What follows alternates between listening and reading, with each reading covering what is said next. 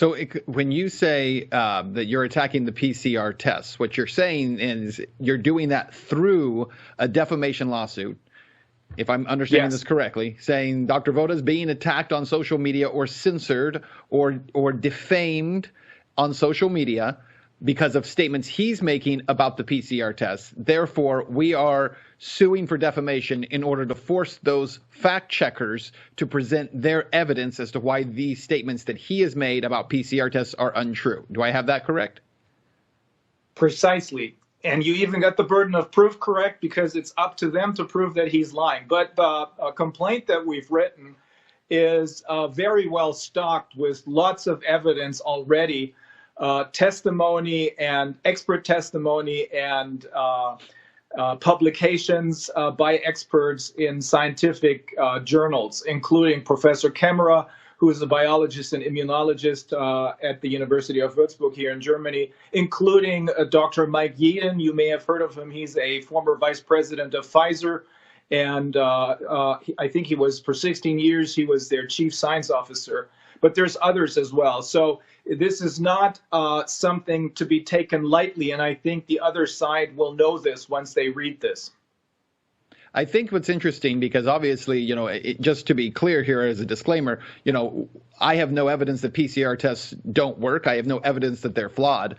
Having said that, this strategy is very interesting to me because of the fact that the fact checkers, let's be clear about this, whether it's in Germany, whether it's in the UK or here in the United States, right, or Australia, the fact checkers themselves never seem to present evidence as to any of the reasons why information is removed or censored, taken down, thrown down the memory hole. That burden has never been placed on them legally to say, we have proof that the person here is lying. They simply label you as someone who is untruthful or spreading misinformation.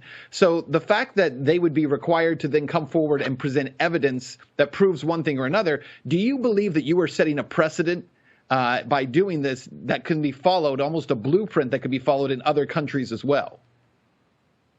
Excellent. You got it. You hit it right on the spot. That's precisely what we're doing. That's why this is going to be a precedent. This is one of many, many, many complaints we're going to file here in Germany and throughout Europe through the other law firms in all the German-speaking countries, Australia, Switzerland.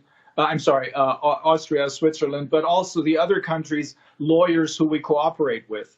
But this same complaint is going to be used, or a large part of it is also going to be used by our American and Canadian colleagues, because in the meantime, everybody agrees, all the lawyers who have kind of dug into this, all of them agree that the PCR test is the cornerstone of this entire hoax.